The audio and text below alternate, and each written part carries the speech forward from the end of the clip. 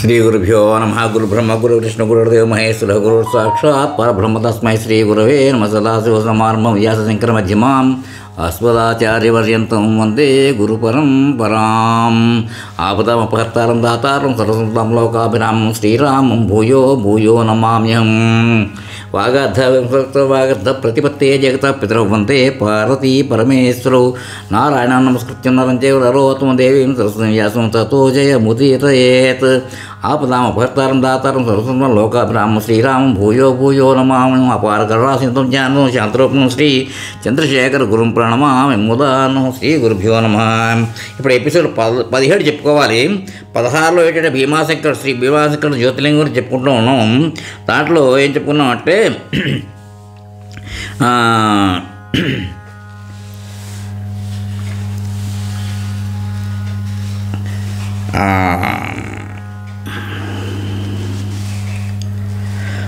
కర్కెట్తో చెప్తున్నాడు నీ మీ తండ్రి కుంభకర్ణుడు నన్ను బలవంతంగా చేపట్టాడని చెప్పుకున్నాం. ఒకనాడు ఇక్కడికి వచ్చి కుంభకర్ణుడు నన్ను బలవంతంగా చేపట్టాడు. ఆ విధంగా కంటిన్యూషన్ చేస్తున్నాయి. ఇప్పుడు 17 ఎపిసోడ్. ఆ విధంగా నువ్వు జన్మించావు. నీ తండ్రి మహావీరుడు కనుక తండ్రి మించిన కొడుకువై నీ వంశానికి పేరు తెచ్చుకునిరా నాయనా అని చెప్పింది.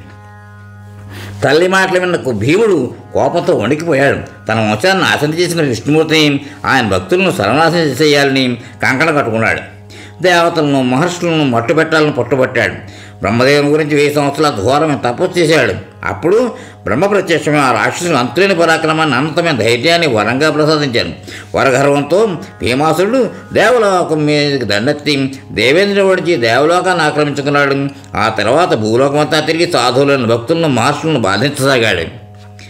ఆ కాలంలో కామలోపదేశాన్ని సుదక్షిణుడు అనే రాజు పరిపాలిస్తుండేవాడు. ఆయన గొప్ప శివభక్తుడు, అఖండమైన తపస్సంపన్నుడు. భీమాసురుడు అతనిపై దండెత్తి అతన్ని కారాగారంలో బంధించాడు. శివభక్తుడైన సుదక్షిణుడు కారాగారంలోనే మట్టితో ఒక లింగాన్ని చేసి పూజిస్తూ నిరంతరం శివపంచాక్షరీ మంత్రాన్ని జపిస్తుండేవాడు. ఒకరోజు భీమాసురుడు ఆ రాజును సమీపించి, ఓరి బుద్ధిమాలినవాడా, ఈ జపములు ఏమిటి, ఈ శివ పూజ ఏమిటి, ఇకపై ఈ పిచ్చి పనులు మాను అని గర్జించాడు. అయినా ఆ రాజు ఏమీ పట్టించుకోకుండా శివ పూజలో నిమగ్నం ఉండిపోయాడు. రాక్షసుడికి ఒళ్ళు మండి పటపట పళ్ళు కొరుకుతూ కత్తిని తీసి, మూర్ఖుడా ఏం మాట్లాడవు నిన్నే అని అరిచాడు. రాజు నెమ్మదిగా కళ్ళు తెరిచి, రాక్షసరాజా, మనకు కనిపించే చరాచర జగత్తుకు అంతటికీ పరమశివుడే ప్రభువు. అతడే ప్రపంచానికి కర్త. భరించేది అతడే, హరించేది అతడే. నేను ఆ జగత్పతిని సేవిస్తూ ఉన్నాను. నీ గర్జనలు గాండ్లింపులను ఏమీ చేయలేవు అన్నాడు. అంతటితో భీముడు మరింత మండిపడుతూ వికటాటహాసంతో కత్తిని చలిపిస్తూ, ఈ లోకానికి వీడేనా కర్త, వీడైనా రక్షించేది. ఇప్పుడు ఈ లింగాన్ని నా కత్తితో ముక్కలు చేస్తాను, తాను రక్షించుకోమను అంటూ కత్తినెత్తి శివలింగాన్ని నరకబోయాడు. అంతలో శివలింగం నుండి శివుడు ఆవిర్భవించి ఆ రాక్షసుని భస్మం చేసేసాడు. సుదక్షిణుడు భక్తి పార్వశ్యంతో శివుని పాదాలపై పడి నమస్కరించి ఎన్నో విధాలు స్తుతించాడు. పరమశివుని కరుణాకటాక్షం వల్ల లోకాలకు భీమాసుని పీడ విరగడయింది. ఈ విషయం తెలుసుకున్న తారకాసురులు ఈ కామరూపదేశంపై దండెత్తగా సహ్యాద్రి పర్వతంలో జరిగిన పోరుతో శివుడు చెమటోడ్చి అసుర సంహారం చేశాడని పురాణ కథ. ఈ విధంగా రాలిన చెమటబొట్లే భీమానదిగా గుర్తింపు వచ్చింది. భీమాసుని తల్లి కర్కటి తన కుమారుని శరీరము పాతాళం నుండి భూమి మీదకు వచ్చి శివుని గురించి దీనాదీనంగా ప్రార్థించగా స్వామి దర్శనమిచ్చి వరము కోరుకోమన్నాడు. అప్పుడు ఆమె తన తనయుడి పేరు చిరస్థాయిగా ఉన్నట్లు అదే ప్రదేశంలో జ్యోతిర్లింగంగా శివుడు విలయాలను కోరుకుంది. అంతట పరమేశ్వరుడు ఆమె కోరికను మన్నించి భీమశంకర జ్యోతిర్లింగంగా ఆ సహ్యాద్రి పర్వతంలో వెలిచాడు. ఈ క్షేత్రాన్ని కూడా మేము చాలాసార్లు భగవద్ అనుగ్రహంతో దర్శించుకోగలిగాం. ఇప్పుడు ఇంకొక దివ్యమైన క్షేత్రం కృష్ణేశ్వర దేవాలయం, వేరూరు, ఔరంగాబాద్ జిల్లా. కృష్ణేశ్వరుడు అనేది శివుడి జ్యోతిర్లింగం. ప్రఖ్యాత ఈ హిందూ దేవాలయం కృష్ణేశ్వరుగా చెబుతారు. ఔరంగాబాద్లో ఎల్లోరా గుహలకు సమీపంలో కలదు. దీని నిర్మాణకర్త అహల్యాబాయి హోల్కర్ ఏటా వేలాది భక్తులు దీన్ని దర్శిస్తారు. ఈ దేవాలయాన్ని సుమారు 400 సంవత్సరాల క్రిందట ఛత్రపతి శివాజీ మహారాజు పితామహుడు 16వ శతాబ్దంలో పునరుద్ధరించినట్లు చెబుతారు. ఈ జ్యోతిర్లింగం ఔంధా నాగనాథ్ అంటారు. నాగనాథ్ నుండి తేలిగ్గా చేరుకోవచ్చు. రోడ్ల ద్వారా సుమారు 4 గంటల సమయం ప్రయాణించాలి. పురాణాల ఆధారంగా ఒక కథ ప్రాచుర్యంలో ఉంది. పూర్వకాలంలో దేవగిరి పర్వత ప్రాంతంలో శివభక్తులైన సుధర్మ మరియు సుదేహ అనే బ్రాహ్మణ దంపతులు ఉండేవారు. వారికి చాలా కాలం అయినా సంతానం లేకపోవడంతో ఈ సుదేహ తన సొంత గుషామ చెల్లెల్ని వివాహం చేసుకోమని తన భర్తకి చెప్పి ఎలాగైతేనేమి వారిద్దరికి వివాహం జరిపించింది. ఈ గుషామ రోజు 101 శివలింగాలు చేసి శివుని పూజించడంతో ఒక మగ శిశువుని కని ఎంతో ఆప్యాయంగా పెంచసాగింది. కానీ తన అక్క సుదేహకు ఈర్ష్య అసూయలు పెరిగి ఒకరోజు తన చెల్లెలు కొడుకుని ఎక్కడైతే తన చెల్లెల లింగాలతో శివుని పూజించేదో ఆ చెరువు నదికి ఒడ్డుకి ఆ గట్టుకి తీసుకుని వెళ్ళి ఆ నీటిలో ముంచి చంపేసి ఇంటికి ఏమీ తిన్నట్లు వచ్చేసింది. కానీ ఉదయాన్నే సుదేహ మొదలైన వాళ్ళు గట్టిగా కేకలు వేసినా ఏమీ తెలియనట్టు గుషామ రోజులాగే శివుని పూజించసాగింది. వారితో ఈ విధంగా చెప్పింది, ఎవరైతే నా కుమారుడిని ఇచ్చారో శివుడు మాట వారే నా కుమారుని తీసుకొస్తారు అని చెప్తూ శివ అని పూజించసాగింది. అంతే ఆమె కుమారుడు ఆమె వద్దకు శివుడితో సహా వచ్చేసాడు. అప్పుడు గుషామ శివుని తన అక్క తప్పును క్షమించమని అడిగింది. అప్పుడు శివుడు ఆమెకు మరొక కోరుకోమని చెప్పడంతో తన భక్తులందరూ దర్శనం చేసుకోవడానికి వీలుగా ఇక్కడే వెలవలసిందిగా కోరింది.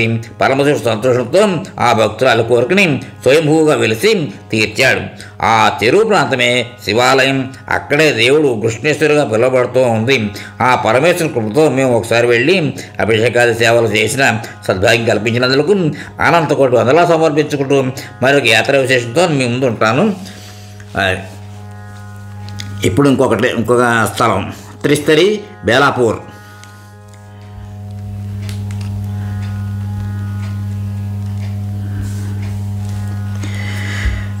అహ్మద్నగర్ మహారాష్ట్రలో ఉంది. ఇది కూడా అన్నమాట. త్రిస్థలి బన్, ఉక్కల్గాం మరియు బేలాపూర్గాం. నేను నాసిక్లో పనిచేసేటప్పుడు దిలీప్ క్షీర్సాగర్ సీనియర్ రైటర్ అనే మహారాష్ట్ర బ్రాహ్మణుడు మా ఆఫీసులో పనిచేస్తూ ఉండేవాడు. నాకు మంచి మిత్రుడు. ఒకసారి నన్ను బేలాపూర్ పెడదామా అని అడిగాడు. నేను సరే అన్నాను. ఒక ఆదివారం మీ ఇద్దరం త్వరగా నాసిక్ నుంచి బస్సులో బయలుదేరి అతని అక్క వాళ్ళ ఇంటికి వెళ్ళి ఛాయ్ తాగి బేలాపూర్కి బయలుదేరాం. అక్కడ వాళ్ళ కులదైవం దర్శనం, ఆ పూజారితో ఆశీర్వచనాలు తీసుకుని అక్కడ వాళ్ళ తోటలు కాపలా కాచే వాళ్ళ ఇళ్ళని పలకరించి మంచి పలకమారిన రామఫలాలు కోయించి తీసుకున్నాం. తర్వాత పైన చెప్పిన దేవాలయాలు చూసాం. చాలా వరకు నడుస్తూ వెళ్ళాం. ఇంకొక ప్రదేశం ఎక్కువ దూరం ఉండడమే కాకుండా మంచి ఎండలో నడవడంతో శ్రమ కూడా అయింది. ఆటోలో వెళ్ళి అక్కడున్న స్వామిని దర్శించుకున్నాం.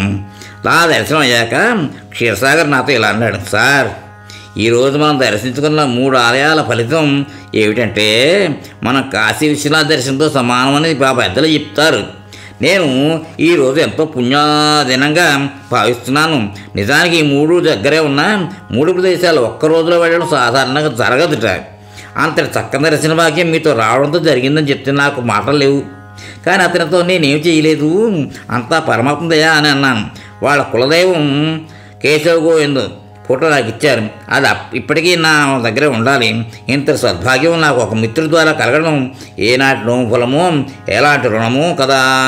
నా జీవితాన్ని ధన్యం చేసింది ఈ దర్శన భాగ్యం తర్వాతే నేను మా కాశీయాత్ర జరిగింది. చూసారా భగవత్ లీల వైభవం. ఈ యాత్ర గురించి ఇంగ్లీష్లో ఈ క్రింద తెలియపరుస్తున్నా. శుభం భూయాత్. ఇక్కడ ఒకటి చెప్తాం.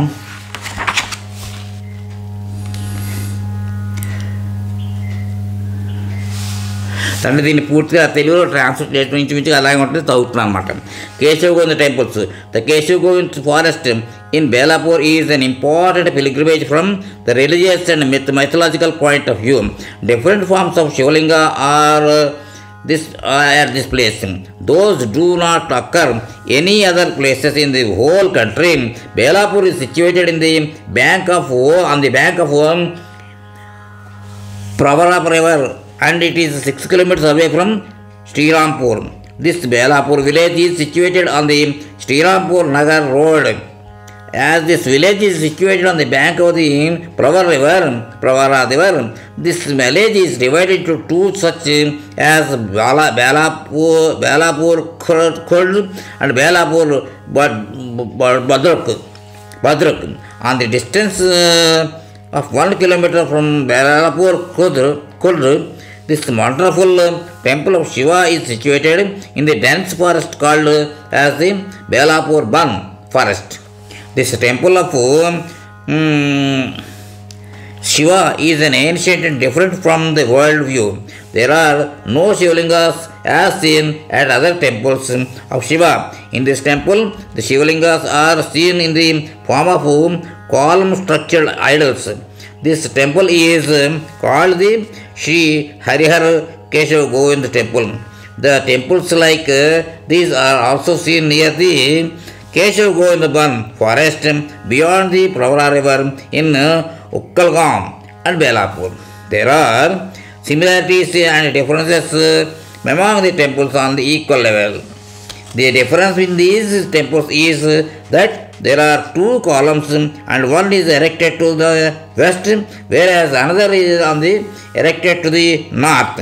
There are two adjacent columns at Ukkalgam, and the idols Vitthal and Rukmini are nearer to these columns, whereas there are two columns, one followed by another, and erected to the east Belapur. It gets the virtue equal to Kashi Yatra by rotating around these three places.